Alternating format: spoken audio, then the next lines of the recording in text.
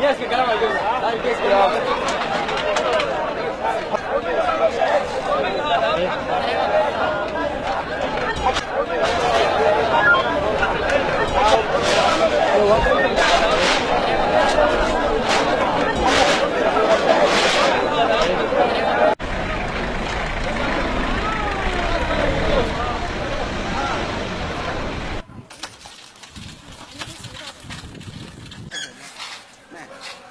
بس هذا هو ابو ذنب.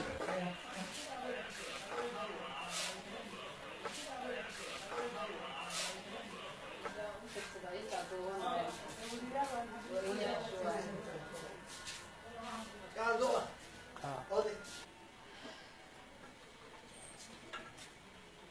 ابوها